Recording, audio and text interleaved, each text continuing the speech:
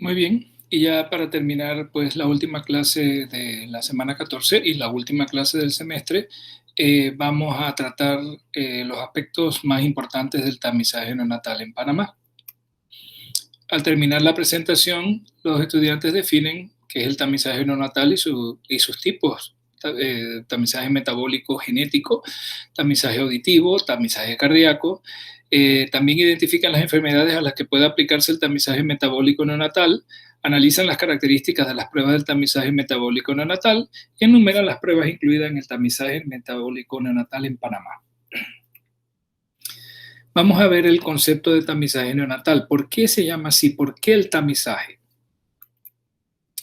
¿Qué significa tamizaje neonatal? Realmente la palabra tamizaje está mal utilizada. No existe la palabra tamizaje en español. Existe la palabra tamizado o cribado neonatal. ¿De dónde viene la palabra tamizado y la palabra cribado? Tamizado es pasar por un tamiz. Cuando usted pasa algo por un tamiz, usted lo está pasando como por un colador fino. ¿Qué trata usted? Que pase un líquido, que pase algo y que se quede algo que usted quiere retener.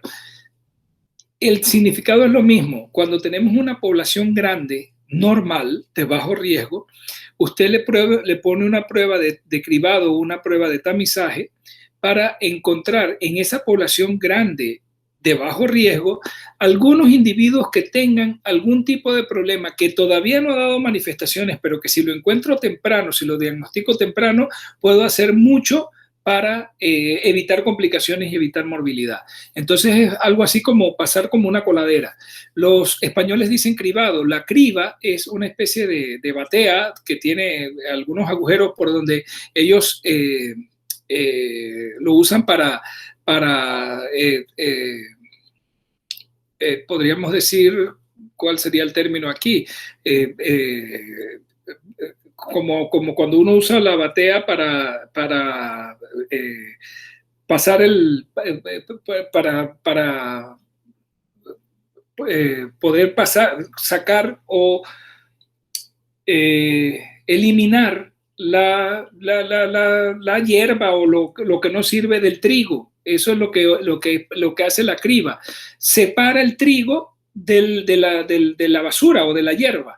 Bueno, acá lo que queremos también, por eso se llama cribado. En una población grande, normal, de bajo riesgo, queremos detectar aquellos que puedan tener algún problema y que van a ser poquitos y los vamos a obtener, los vamos a sacar mediante las pruebas de tamizaje o de cribado neonatal.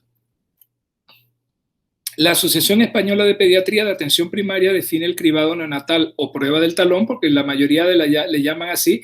¿Por qué? Porque si bien hay tamizaje, yo puedo hablar de tamizaje metabólico, tamizaje auditivo, tamizaje cardíaco, cuando se habla de tamizaje o de cribado allá en España, casi siempre se refiere al metabólico y esa prueba se hace haciendo una punción en el talón del bebé, por eso también muchos le llaman la prueba del talón para obtener la muestra de sangre. Entonces, la Asociación Española de Pediatría de Atención Primaria define el cribado neonatal o prueba del talón así. La prueba de cribado consiste en la obtención y análisis de una muestra de sangre con el fin de identificar la posibilidad de padecer hipotiroidismo congénito, fenilcetonuria y otras enfermedades congénitas que varían según el cribado, o sea, según la estrategia de cribado que estén estableciendo el gobierno. Allá son de las autonomías, no todas las autonomías tienen las mismas pruebas. Entonces esa es la definición que ellos utilizan, ¿no? No es para confirmar la presencia de una enfermedad, es para descartarlas. Como medida de atención primaria y como medida de salud pública, el tamizaje no se interesa mucho por los que salen positivos. Claro, es importante, salió positivo, hay que aplicar una prueba confirmatoria y darle un seguimiento en una clínica especializada de trastornos congénitos, de metabólicos o de otro tipo, dependiendo del que hayamos encontrado con los especialistas adecuados. Sin embargo, esos van a ser los menos. ¿Cuáles nos interesan a nosotros en la atención primaria? Los que salen negativos, los que no tienen nada, porque eso sabemos que van a seguir siendo sanos y que los podemos mantener sanos. Entonces, Realmente el tamizaje no es una prueba diagnóstica, porque no la usamos para confirmar la presencia de una enfermedad, más bien la usamos para descartarlas en una población común y de bajo riesgo antes de que den manifestaciones clínicas. Entonces, por eso les digo, está el tamizaje o cribado metabólico, que casi todo el mundo lo hace sinónimo a tamizaje, es al metabólico, pero también hay tamizaje cardíaco, tamizaje auditivo visual, tamizaje del desarrollo, del cual ya habíamos hablado, y que aquí no hacemos tamizaje del desarrollo, sino vigilancia del desarrollo, pero sí hacemos el tamizaje auditivo y visual. Del visual no hemos hablado, eso lo van a hablar cuando den oftalmología, pero sí el auditivo, sí les voy a decir algo acerca de eso, y del cardíaco, y obviamente el metabólico, pues que el que la gente relaciona con tamizaje. Entonces, ¿por qué se desarrolla el tamizaje neonatal? No fue que siempre existió. Cada vez se ha ido especializando más y se han ido agregando más enfermedades a los sistemas de tamizaje. ¿Por qué? Porque se desarrollan nuevas tecnologías y avances en los medios de diagnósticos que permiten que una prueba que antes costaba mucho trabajo y quizás fuese muy costosa, hoy en día es más fácil de realizar y a mucho menor costo. Es de gran ayuda en la detección temprana de una serie de patologías y tienen que tener una característica importante estas patologías, que cuando yo las detecto, el tratamiento oportuno mejore el pronóstico y la expectativa de vida, no solamente en cuanto a tiempo de vida, sino a calidad de vida. Es decir, deben ser enfermedades que tengan una incidencia baja en la población, y una incidencia de prevalencia baja en la población, pero que si yo las detecto oportunamente antes de que den manifestaciones, me van a permitir hacer un tratamiento oportuno que va a mejorar el pronóstico y la calidad de vida y la expectativa de vida de ese paciente. Para que eso ocurra, entonces el tamizaje neonatal debe ser un indicador universal y de rutina. ¿Qué quiere decir eso? Que se lo debería hacer a todos los niños de manera rutinaria, que debería ser accesible, económico y fácil de interpretar para poder hacérselo a toda la población. No es una prueba diagnóstica, miren que insistimos en eso, es de captación.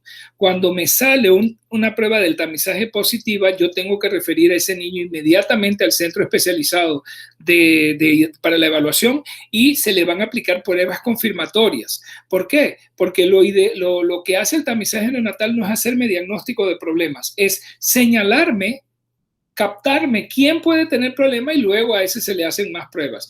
Pero me interesan más aquellos que salen negativos, que van a ser la gran mayoría. ¿Por qué? Porque al salirme negativos ya yo sé que no tienen problemas y que yo les puedo dar seguimiento acá en la red primaria, en la atención primaria, porque son niños de bajo riesgo y que nada más tengo que darle el seguimiento para mantenerlos sanos. Entonces, el propósito es determinar patologías en neonatos aparentemente sanos con o sin antecedentes familiares de enfermedad. Para que sea efectivo el tamizaje, debemos incluir enfermedades cuya prevalencia en la población sea baja.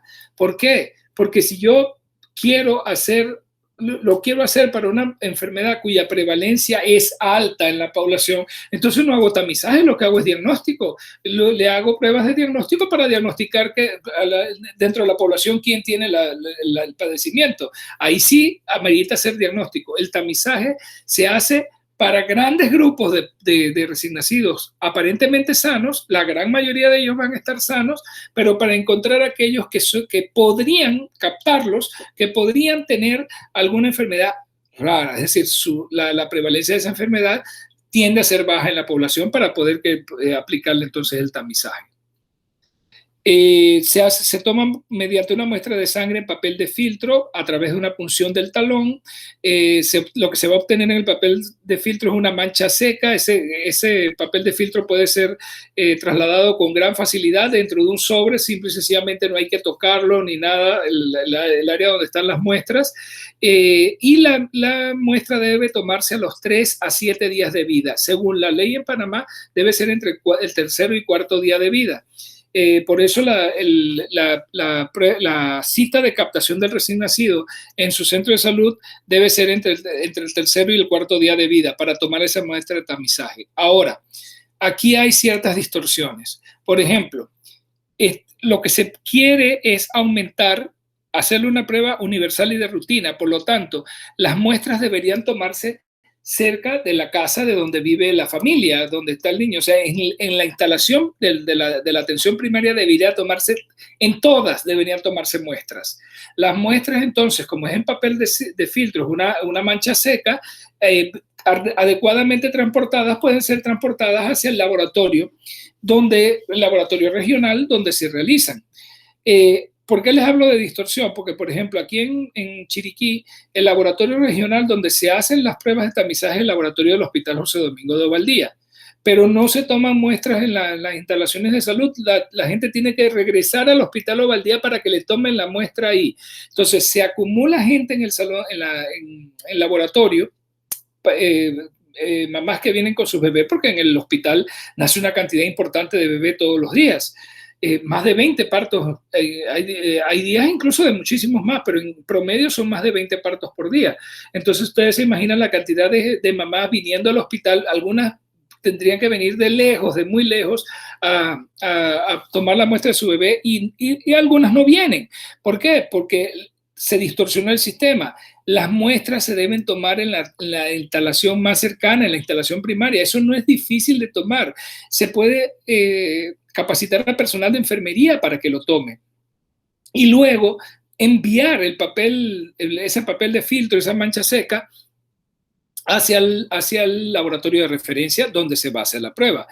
Una vez obtenido resultados, si algún resultado es sospechoso o positivo, inmediatamente el laboratorio comunicaría a la instalación de donde vino la muestra para que le localicen ese niño y lo manden inmediatamente para el hospital de referencia o la clínica de referencia, donde se le va a evaluar por los especialistas, se le va a tomar otra muestra y se va a confirmar, porque las pruebas de tamizaje no hacen diagnóstico, simple y sencillamente captan. Son pruebas muy sensibles, pero no necesariamente muy específicas.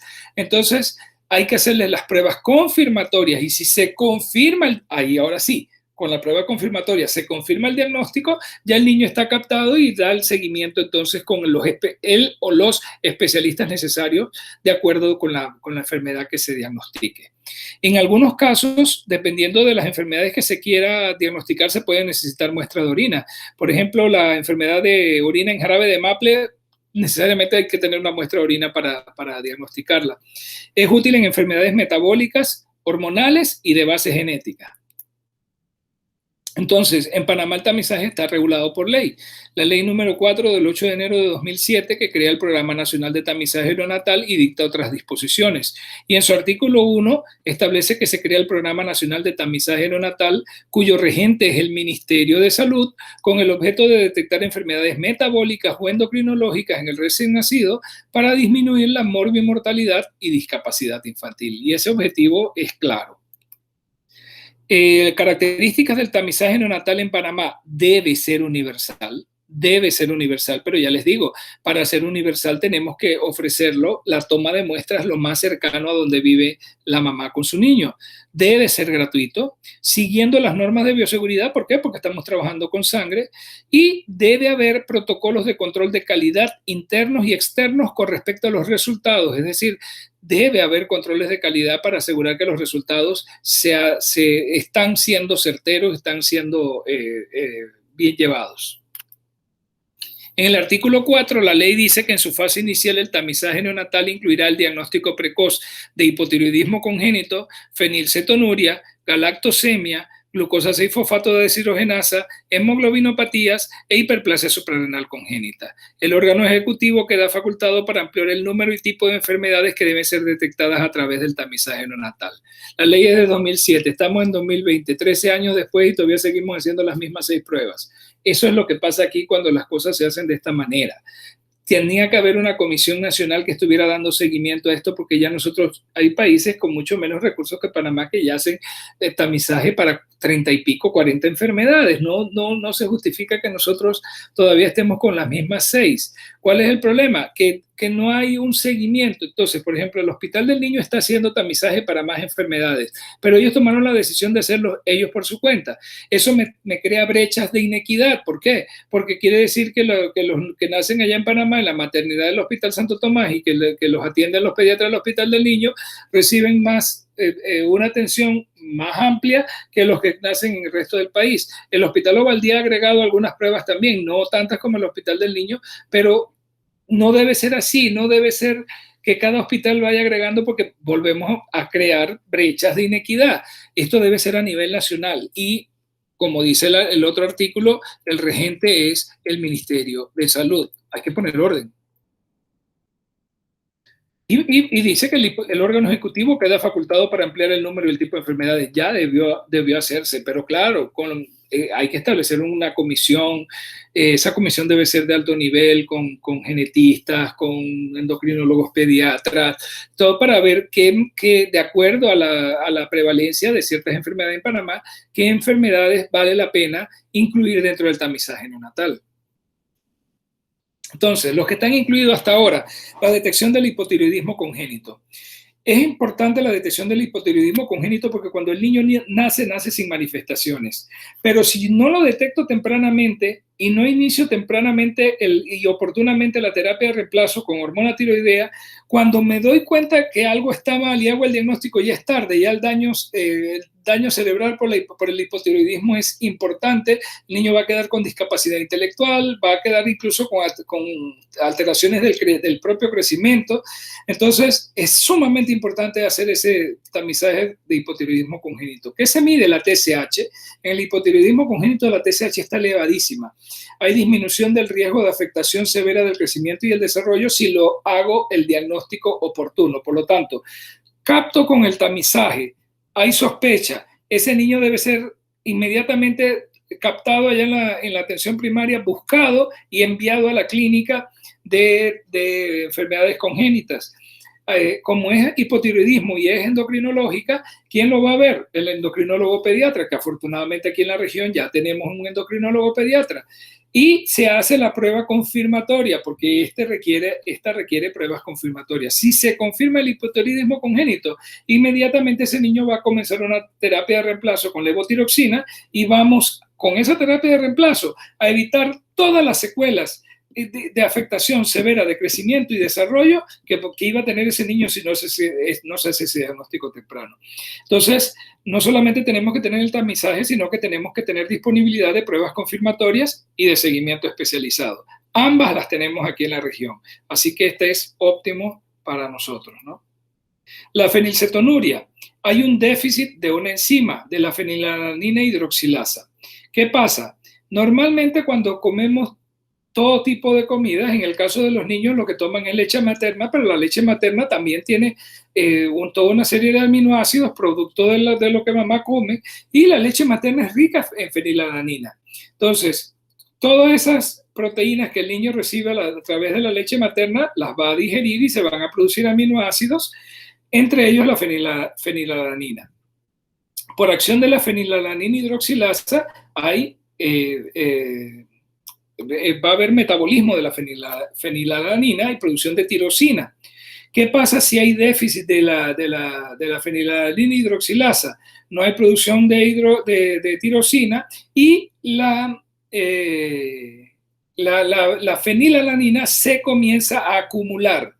Entonces, esa acumulación de fenilalanina lleva a una serie de problemas de salud, a problemas hepáticos, a problemas del sistema nervioso central, a diferentes tipos de problemas. Entonces, aquí es importante también el diagnóstico temprano. ¿Por qué? Porque estos niños tienen que consumir una dieta libre de fenilalanina. Esta es una de las pocas situaciones en donde se proscribe la lactancia materna. El niño no puede tomar leche materna porque la leche materna tiene fenilalanina. Tiene que tomar una fórmula especial sin fenilalanina. Esa fórmula es muy difícil de conseguir. Aquí en Panamá no hay que traerla de Estados Unidos. es la única manera entonces de que cuando el niño, el lactante está pequeño, no consuma fenilalanina. A medida que va creciendo, cuando ya llega la etapa de la alimentación complementaria, estos niños deben tener un seguimiento estricto por nutrición y nutriología pediátrica para ver qué pueden comer y qué no pueden comer, porque ellos no pueden consumir fenilalanina. Entonces, es un manejo complejo, pero sí se puede manejar, sí hay manejo que hacer con ellos.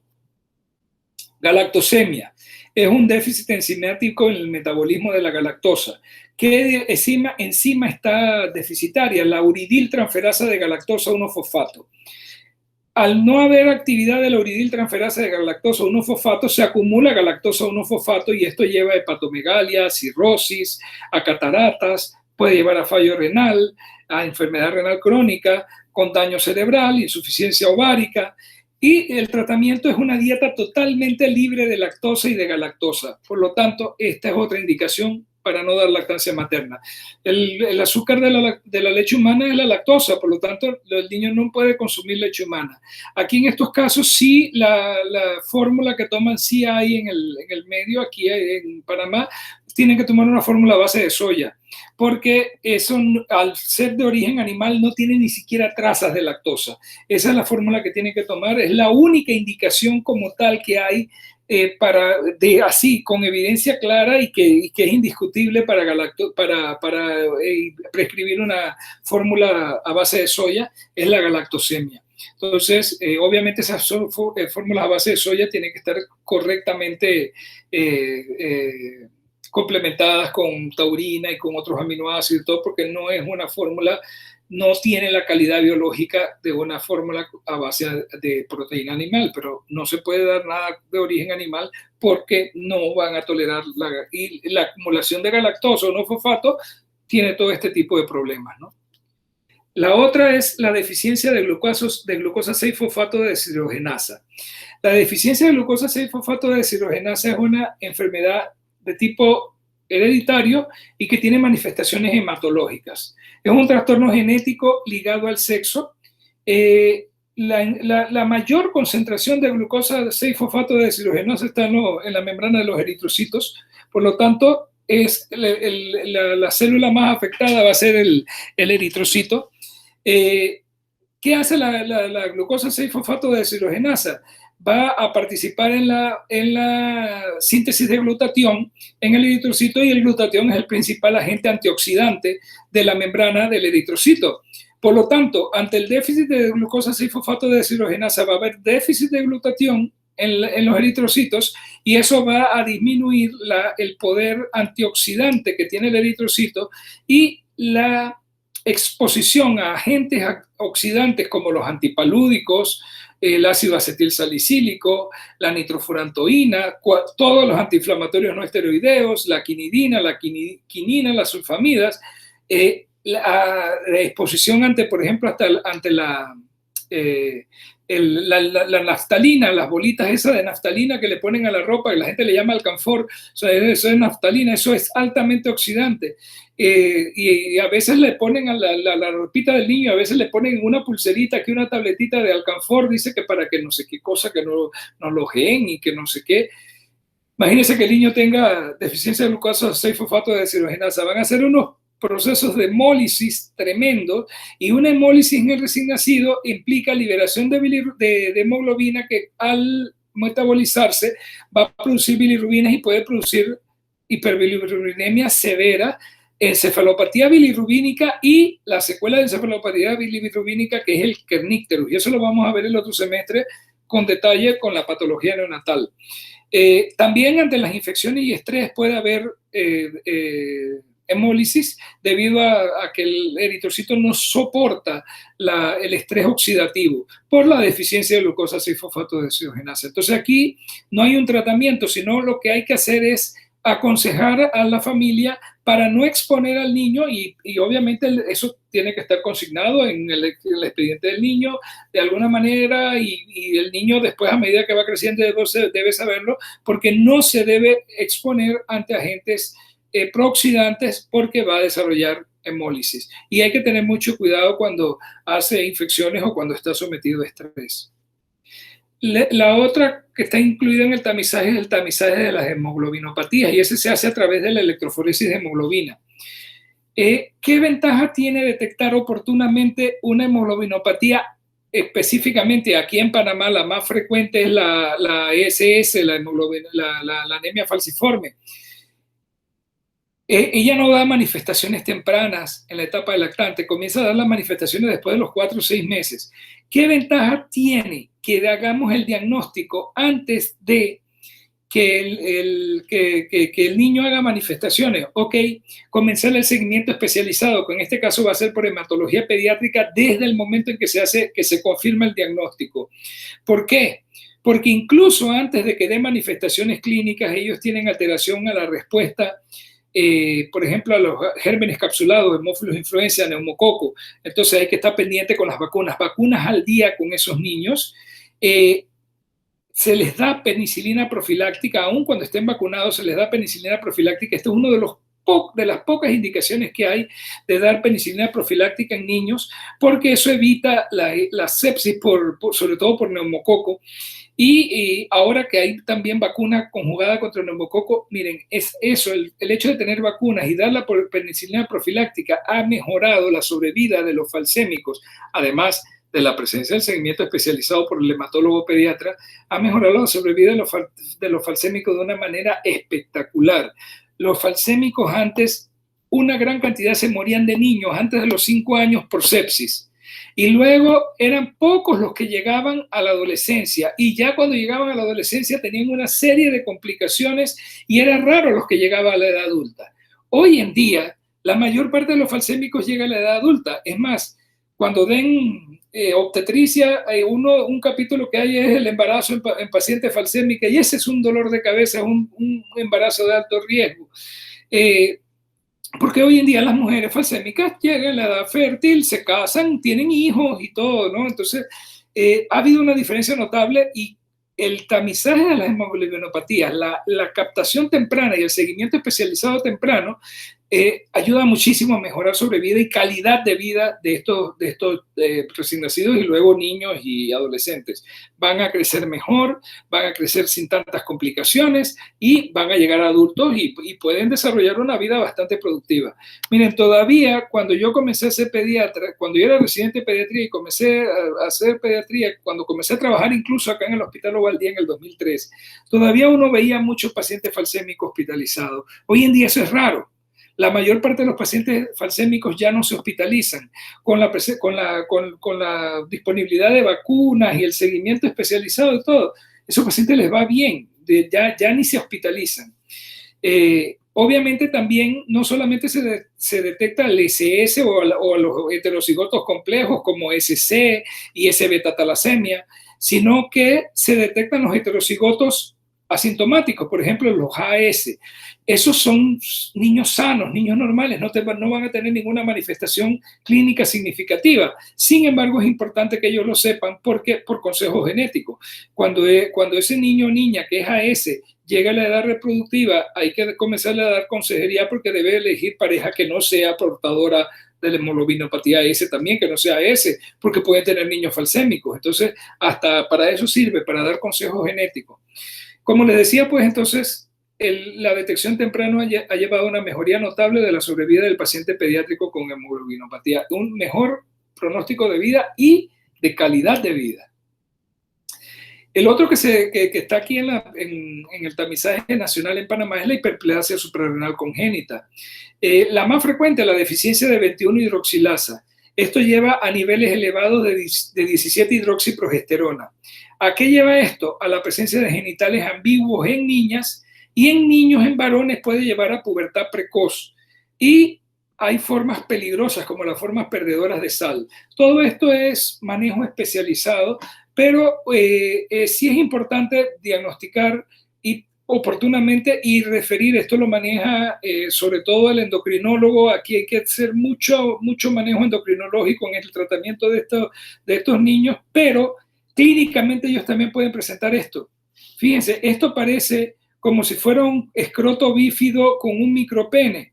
Esto es una niña, estos son los labios mayores, este es un clítoris hipertrófico en una niña que tiene hipertrofia congénita, hipertrofia adrenal congénita, suprarrenal congénita. Y este también, fíjense, pareciera que fuera un pene y que un escroto con criptorquidia, que los testículos no estuvieran descendidos. Esto es labios mayores y esto es una hipertrofia de clítoris debido a una hiperplasia suprarrenal congénita. Cuando ustedes vean esto así, esto yo no puedo decir claramente si es una niña o es un niño, y esto tampoco. Esto era lo que yo les decía en la clase de examen físico neonatal. Aquí ustedes deben catalogar a estos recién nacidos como genitales ambiguos y referirlos para que se le hagan los estudios pertinentes. Obviamente, si es hiperplasia suprarrenal congénita, en el tamizaje me va a salir el resultado y se va a iniciar el manejo por endocrinología pediátrica. Esas son las pruebas que están en el tamizaje metabólico genético que tenemos en Panamá. Está hipotiroidismo congénito, hiperplasia suprarrenal congénita, galactosemia, fenilcetonuria, hemoglobinopatías y deficiencia de glucosa 6-fosfato de deshidrogenasa. Esas son las 6 enfermedades que forman parte del tamizaje metabólico. Ahora hablemos un poquito del tamizaje auditivo y su importancia. El objetivo del tamizaje auditivo neonatal es maximizar la competencia lingüística y de desarrollo del lenguaje en niños con deficiencias auditivas detectables. Si un niño tiene una deficiencia auditiva y no lo detectamos a tiempo antes de los 6 meses, el retraso que va a tener en el lenguaje lo va a afectar tremendamente en toda la parte cognitiva, porque al no desarrollar el lenguaje adecuadamente, piensen, ¿cómo aprende uno? Uno aprende a través del lenguaje. Entonces este niño va a tener un retraso generalizado en el aprendizaje y en varias áreas de funcionamiento. Entonces, si no se realiza detección temprana, vamos a tener retraso en comunicación, en aspectos cognitivos, en lectura más que lectura es lectoescritura, y en desarrollo socioemocional también. Entonces, es bien importante esa detección que debe hacerse temprana, y de ahí la importancia del tamizaje. También aquí en este caso es el desarrollo de tecnologías que permitan mediciones fisiológicas de la audición. Se comenzaron haciendo emisiones otoacústicas bajo la premisa de que cuando la cóclea reacciona a un estímulo auditivo, produce un sonido. Entonces hace una emisión acústica la propia cóclea. Entonces, un micrófono muy sensible puede detectar esas emisiones. Entonces, si después de un sonido hay una emisión de la cóclea, uno puede saber que el sonido llegó a la cóclea y que no hay una sordera conductiva, pero no nos queda claro, porque eso no me lo dice el estudio, si de la cóclea se fue al centro auditivo a nivel del tallo, es decir, si se fue a través del octavo par, la rama auditiva, y llegó el estímulo allá. Entonces nos quedábamos, como quien dice, a medias, evaluábamos lo conductivo, pero no evaluábamos lo neurosensorial. Hoy en día, lo que está indicado, y está así en la guía nacional, es los potenciales evocados auditivos de tallo automáticos. Ahora es un equipo sencillito, pequeño, que lo manejan los técnicos de fonoaudiología y que permiten detectar, ahora sí, si ante un sonido hay actividad en el tallo, indicando que el estímulo llegó a los núcleos del nervio auditivo en el tallo. Son técnicas no invasivas y registran la actividad fisiológica subyacente a la función auditiva normal. Neurofisiológica, porque lo que estamos midiendo son la actividad eléctrica en el tallo como consecuencia de la respuesta a un sonido. Con el tamizaje auditivo neonatal universal, que debe ser universal también, los casos pueden detectarse antes del primer mes, permitiendo realizar un diagnóstico preciso antes de los 3 meses de edad.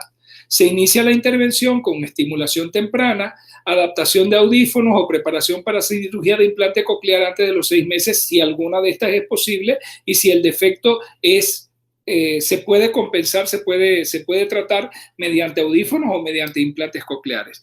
Y de no poderse tratar, de ser un defecto intratable, entonces hay que iniciar por allí mismo la terapia y la estimulación y el aprendizaje del lenguaje de señas, que lo tienen que aprender los papás y los familiares para enseñarle el lenguaje de señas a su bebé, y que en vez de aprender a hablar, aprenda el lenguaje de señas, y ese va a ser su lenguaje, para que luego él pueda aprender y él o ella puedan aprender y desarrollar toda su parte cognitiva con un lenguaje alterno que sería el lenguaje de señas. El problema es quedarse sin lenguaje.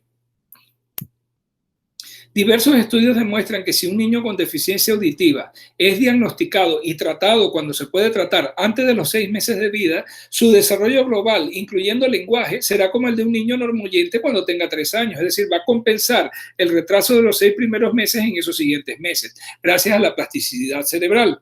Esto se debe a que existe un periodo en que es crucial la estimulación de las vías auditivas para lograr su completo desarrollo, y eso ocurre precisamente antes de los 6 meses. De ahí la importancia de hacer eso antes de los 6 meses.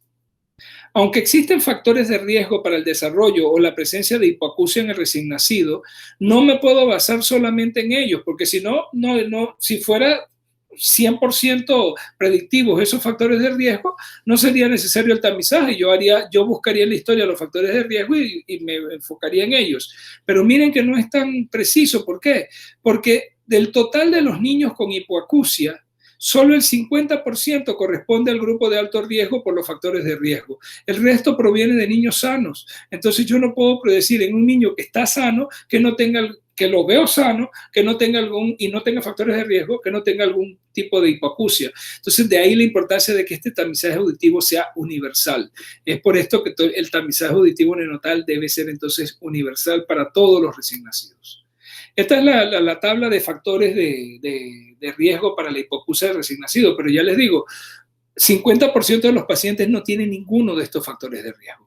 Está la historia familiar de hipoacusia sensorineural hereditaria, infecciones in útero, los TORCH, esos tienden a tener algún problema de hipoacusia, anomalías craniofaciales, el peso al nacimiento menor a 1.500 gramos, hiperbilirrubinemia a un nivel grave o muy grave, con encefalopatía bilirrubínica, generalmente con niveles de bilirrubina total mayores de 20 miligramos, medicamentos ototóxicos durante la etapa neonatal o recibidos por la mamá, sobre todo los aminoglucósidos, meningitis bacteriana temprana, a temprana edad, puede ser del recién nacido, en una sepsis temprana que haya hecho meningitis, puede quedar con secuelas de hipoacusia.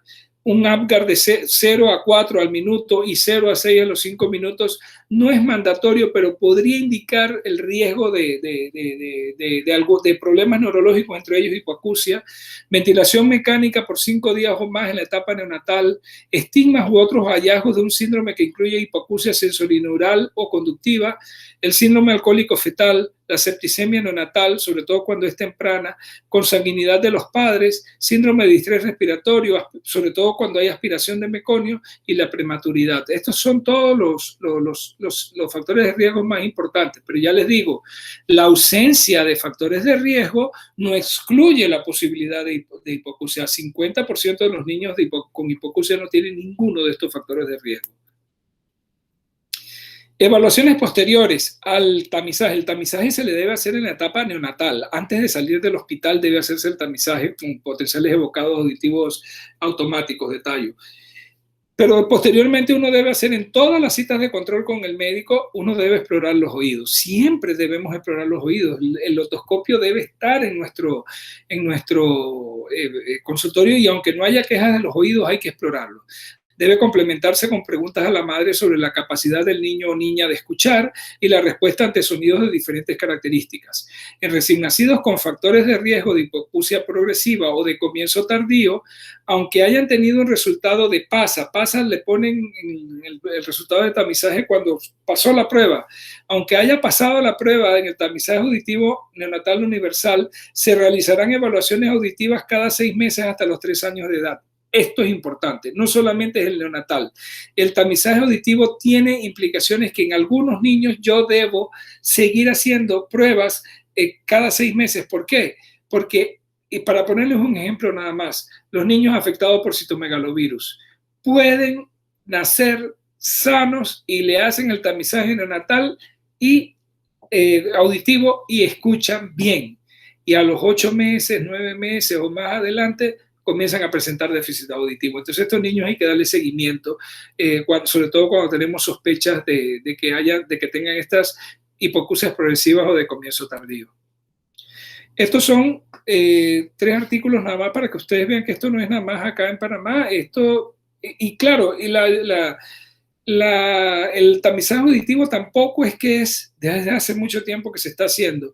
Así como lo conocemos ahora y con la evidencia que hay ahora es relativamente reciente. Fíjense, estos estudios tienen 13 años, publicados en el 2007. Este fue el comité conjunto para estudiar la audición infantil.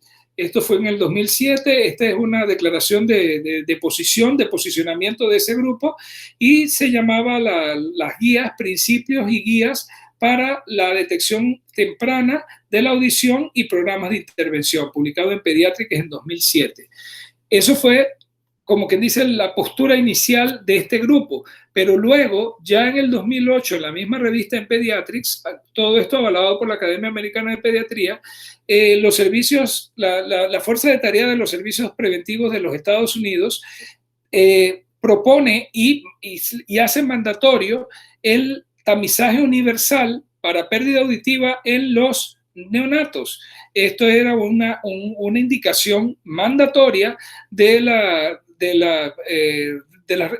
por recomendación de la Fuerza de Tarea de los Servicios Preventivos de los Estados Unidos, 2008. Desde el 2008 comienza a hacerse ya obligatorio y universal el tamizaje auditivo para los recién nacidos en los Estados Unidos. Y luego, en el 2009, un año después, el Comité de Medicina Práctica Ambulatoria y la sección de otorrinolaringología y cirugía de cabeza y cuello de la Academia Americana de Pediatría publican este informe. Evaluación de la audición en infantes y niños. Recomendaciones más allá del periodo neonatal, o sea, del screening neonatal, del tamizaje neonatal. ¿Por qué? Por lo que les expliqué, por la aparición de sorderas, de hipoacusias tardías, algunas leves inicialmente y luego progresivas y otras de inicio tardío. Entonces, este fue el primer enfoque, el primer informe que dio recomendaciones específicas para que el tamizaje no fuera solamente al nacer, sino que se fuera dando a lo largo del tiempo en niños de riesgo. Ahí sí, en niños de riesgo. Ahora vamos a ver el tamizaje cardíaco y su importancia. Los defectos cardíacos congénitos son una de las causas más comunes de defectos al nacimiento, afectando a 9 de cada 1000 nacidos vivos. No es infrecuente. Representan del 6% al 10% de todas las muertes infantiles. O sea, son una causa de mortalidad importante a nivel mundial. Y representan 30 al 50% de todas las muertes por malformaciones congénitas. Es decir, dentro de las malformaciones congénitas, casi la mitad de las muertes que se producen entre un tercio y la mitad de las muertes que se producen por malformaciones congénitas las producen las cardiopatías, imagínense, entre un tercio y la mitad. El examen físico de recién nacido no siempre muestra hallazgos en etapas iniciales y es parecido a lo que hablábamos del tamizaje metabólico. Son niños que inicialmente parecen sanos, pero que si detectamos este tipo de problema oportunamente, las oportunidades que hay de un tratamiento efectivo oportuno, que podría ser quirúrgico, mejoran la probabilidad de sobrevida y de calidad de vida de estos niños.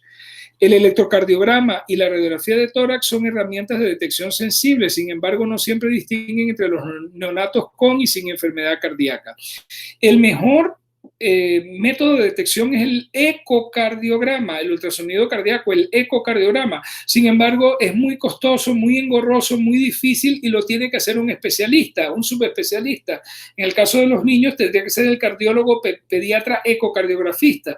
Y no, es imposible que tengamos la cantidad de pediatras cardiólogos ecocardiografistas para hacerle ecocardiogramas a todos los niños que nacen. Entonces, por eso había que buscar una manera de hacer un tamizaje que me detectara aquellos que tuvieran probabilidades, que me captara los que tuvieran probabilidades de tener alguna de estas cardiopatías congénitas que requieren atención rápida y oportuna, para que entonces a esos que capta el tamizaje, el cardiólogo les haga el ecocardiograma.